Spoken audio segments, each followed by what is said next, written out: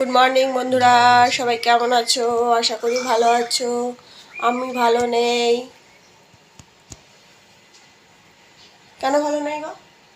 এই মানুষটার পাল্লায় পড়ে আমি ভালো নেই। খালি নাক ডেকে ঘুমাচ্ছে, আর আমার যে ঘুম আসছে না, দেখছে না। কিন্তু কালকে ঘুম ভালো হয়েছে বন্ধু। প্রতিদিন ঘুমাইনি, তার আগের দিন ঘুমাইনি। কালকে জাস্ট ঠান্ডা ঠান্ডা পরিবেশ ছিল। নয় গরম দিয়ে দাও, নয় ঠান্ডা দিয়ে দাও, এই একটা পরিবেশ ভালো লাগছে না অবস্থা। আমি বসেছি সকাল সকাল এক বাটি মুড়ি আর দুধ চা বসে পড়েছি নিয়ে। আর ভাত বসিয়ে দিয়েছি, ডাল বসিয়ে দিয়েছি, দিয়ে একটা তরকারি বসাবো। দেখি কি বসাই, একটুকু খেয়ে নিই আগে, নাহলে খুব অম্বল গ্যাস হয়ে যাচ্ছে। এই দেখো, প্রচুর অম্বল গ্যাস। বিস্কুট খাবো না, দুটো মুড়ি খাই।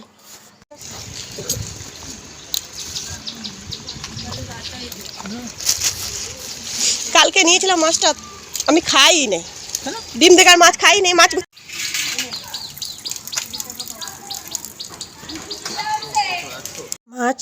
মাছটা নিইনি, মাছটা দেখলাম, সবজি নিলাম, দিয়ে নিয়ে যাচ্ছি বাড়ি।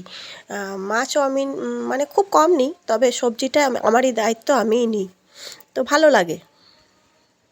থেকে খুব ব্যস্ততার মধ্যে রান্না বান্না করেছি আর ক্যামেরা অন করতে পারিনি, এখন করছি চাউমিনটা মহারাজ খেয়ে যাবে। রাহুলের আজকে খুব তাড়াতাড়ি ছিল, পুরো ডাল, আলু ভাজা, বেগুন ভাজা খেয়ে চলে গেছে। পটল আলু তরকারি আর খাইনি। এখন মহারাজ বললাম যে ভাত খাবো না, কালকে চাউমিন সেদ্ধ করা ছিল, কিছু অল্প খেয়েছিল, যেটাই আছে সেটাই এখন বানিয়ে দিচ্ছি। মানে শুধু চাউমিন সেদ্ধ করা ছিল, সেটা বানাচ্ছি। আর মহারাজ খেয়ে যাবে, ওকে ডিম দিয়ে করে দিচ্ছি, আমি আর ডিম খাবো না। এরকম সকাল সকাল এরকম একটা চাউমিন হলে কার না ভালো লাগে, মহারাজেরও ভালো লাগে, কিন্তু আমি তো মুড়িতেই শান্তি, আমার অতটা ভালো লাগে না, কী করবো জানি না। দিয়ে সুন্দর করে ডেকোরেশন করে মহারাজকে দিয়ে দিলাম। এইবার নিজের কাজ করি, নিজে কিছু খাই, তারপরে আবার কাজ করি।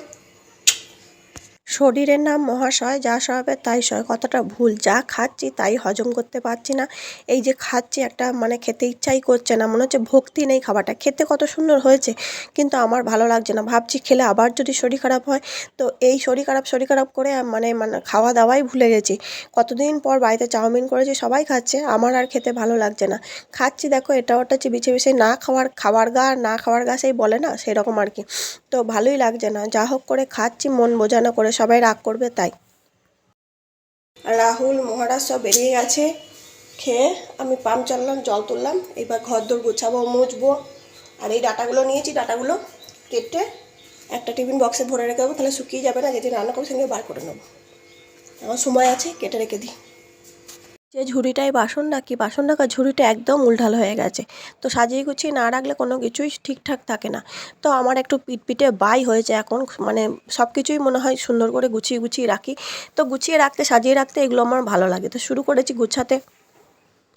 তারপর গুছাচ্ছি, বাসনগুলো সব একসঙ্গে নিয়েছি। সব বাসন এখানে আনিনি, আমি তো রান্নাঘরে রান্না করছি না, তোমরা জানো। নিয়ে এসেছি বারান্দায়, তো এই বারান্দাটায় বাসন রাখি আর টুকটাক জিনিস রাখি, এখানেই বসে তরকারি কাটি। উঁচু জায়গাটায় বসে কাটতে আমার সুবিধা হয়। আর বাদ বাকি সব কিছু ওই দিকের বারান্দায় করি, তো এই দিকের বারান্দায় শুধু বাসন রাখার ঝুড়িটা থাকে। বাসনগুলো উবুড়ও দিই, আবার রাখতেও সুবিধা হয়। এবার যেহেতু বাইরে বারান্দায় রাখি, এইদিকের বারান্দাটায় শাটার নেই, তো শাটার নেই শাটার করিনি। তো চারিদিক ঘেরা ভালো লাগে না, সবসময় একটা ফাঁকা জায়গাও দরকার হয়, গাছ লাগানোর, বসে থাকা ভালো লাগে। তো সেই জন্য বাসনগুলো গুছিয়ে রাখছি, সুন্দর করে রাখলে সব কিছুই সুন্দর থাকবে। আর যদি না করি, মানে শুধু বসে বসে ফোন দেখি বা নিজেদের মধ্যে গল্প করি, ঘর দুয়ার না গোছাই, না পরিষ্কার করি, খেলাম আর ঘুমালাম, সেটা আমার দ্বারাই হয়ও না, পারবও না। অনেকের বাড়ি যাই, সবাই দেখি কত সুন্দর মানে বসে বসে টিভি দেখছে, নিজের শরীরকে রেস্ট দিচ্ছে, আয়েস করছে, অথচ ঘরেও দৌড়ে কত নোংরা ধুলো, পরিষ্কার পরিচ্ছন্ন করে না। তাদের বাড়ি থেকে ঘুরে আসার পর আমার মনে হয় আরও বাড়ি পরিষ্কার করি, আরও সুন্দর করে রাখি। তো গেলে আমি প্রথমত সেরকমইভাবে কারুর বাড়ি যাই না। আর কারুর বাড়ি গেলে আমার এইগুলো দেখলে আমার খুব মানে বিরক্ত লাগে, যে এরা কি করে, সারাদিন খায় আর ঘুমায়, বাড়ি ঘর পরিষ্কার করে না। আমার বাড়ি যদি 4টে ঘর থাকে, আমি যদি রোজ না পারি 4টে ঘর এক এক দিনে এক একটা করে পরিষ্কার করতে হবে।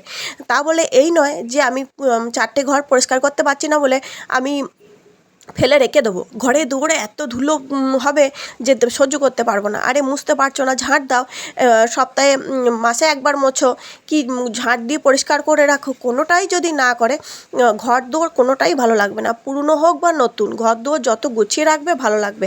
পুরনো হলে কি, পুরনো হলে পুরনোর মতো করে গুছাতে হবে, নতুন হলে নতুনের মতন গোছাতে হবে। তো এই কাগজটাতেই আমি বাসন উবুর দিই, আবার এইটাই ভাঁজ করে রেখে বাসনের ঝুড়িটা ঢাকা দিয়ে দিই। এটা হলো আমার কাজ, এখানে রাখলে আমার সুবিধাও হয়।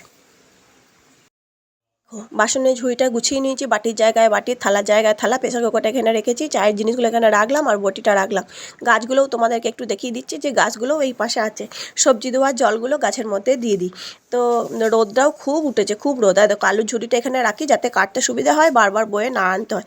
তো সব কিছু গুছিয়ে টুচিয়ে নিয়ে আজকে গোছানোর পালা পড়েছে। এগুলো সব গুছানো হয়ে গেল, এবার এগুলো সব ঝাঁট দেবো, ঝাঁট দিয়ে মুছবো। মাথায় বেশ করে তেল দিয়েছি, সব সেরে নিয়ে চান করবো। আজকে এই দেখো বিছানাটা সুন্দর করে চাদরটা তুলে পরিষ্কার করে দিলাম। আর ওইখানে যে আমার চুড়িদারগুলো ছিল, সেই চুড়িদারগুলো শীতকালে পরছিলাম, সেই চুড়িদারটা এখন আর পরবো না, সেই চুড়িদারগুলোকে তুলে রেখে দিলাম, ট্রলি ব্যাগে ভরে দিলাম। আর ওই বালিশ ওয়ারগুলো খুলে নিলাম, বিছানা চাদরটা পাল্টে দিলাম, দিয়ে ঘরটা ঝাঁট দিয়ে নেবো, দিয়ে মুছে নেবো। এবার এই ঘরটাকে গোছাবো, মশারি, বিছানা, জিনিসপত্র সব সরাবো। হয়ে গেল পরিষ্কার একদম।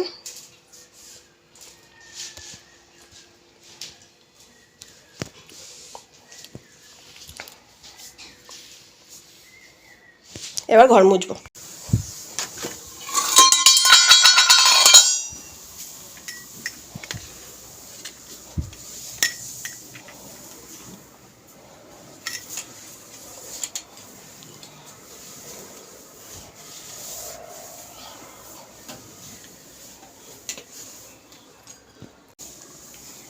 বারোটা বাজলো, চান করিনি এখন, প্রচুর কাজ হলো, প্রচুর।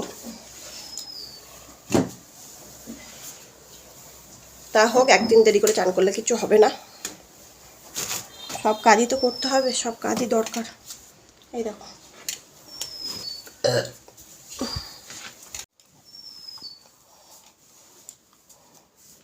এগুলো সব নোংরা ভর্তি ছিল একদম, খাটের তলাগুলো সব মুছলাম, পরিষ্কার করলাম। প্রচুর ধুলো, আর ধুলো মানেই ঘরে রোগ ভোগ। যত ধুলো ঝুল এইসব কম থাকবে, ঘরে রোগ ভোগও কম হবে।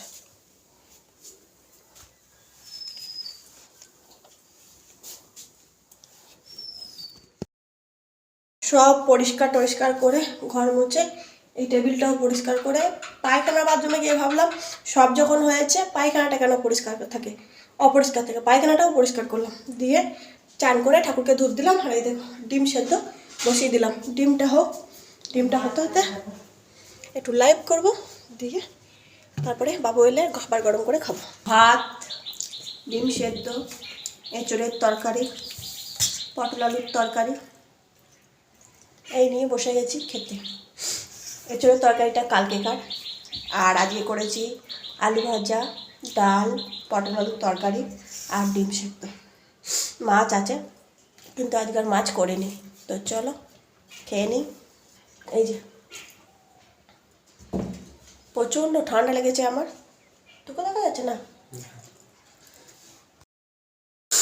এই আবহাওয়ার জন্য কিনা জানি না, যে কোনো খাবার খাচ্ছি আমার খুব অম্বল গ্যাস হয়ে যাচ্ছে। কি সে দুপুর থেকে কি বুকে যন্ত্রণা, কোনো গ্যাসের ওষুধ খেতে পারছি না। মুড়ি খেলাম, শুকনো মুড়ি চিবালাম, কোনো খাবারকে হজম করতে পারছি না। সকাল থেকে দুটো মুড়ি খেয়েছিলাম দেখেছো, তারপরে জলখাবারে আবার একবার শরবত খেয়েছিলাম, ওই দুটো চাউমিন ন্যাকড়া চ্যাকড়া করে খেয়েছিলাম, দুপুরে দুটো ভাত, তার মধ্যে আমি খেয়েছি দুটো খেজুর, বাড়তি খাবার বলতে দুটো খেজুর খেয়েছি। আর সেই বুকে যন্ত্রণা কি বলবো, মরে যাবো অবস্থা।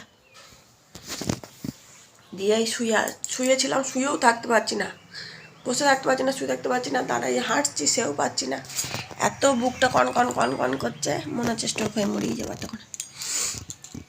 কি জানি, আমি তো আগে মানে মাসটা ভালোই ছিলাম, এই মাসটা থেকে আমার খুবই মানে কষ্ট হচ্ছে, মানে আবহাওয়াটার জন্য এই নতুন মানে এটা কি মাস রে বাবা? মার্চ। মার্চের আবহাওয়াটা এত খারাপ, যার কাছে শুনছি তার কাছে শুনছি যে পেটে যন্ত্রণা হচ্ছে, শরীর খারাপ, খাবার খেয়ে হজম হচ্ছে না। ফল খেতাম কটা, ছেড়ে দিয়েছি, ভয়ে খাচ্ছি না। ওর বাবা কি বুকে মানে নিঃশ্বাসটাও নিতে পারছি না, কন কন কন কন করছে, এত মরে যাবো।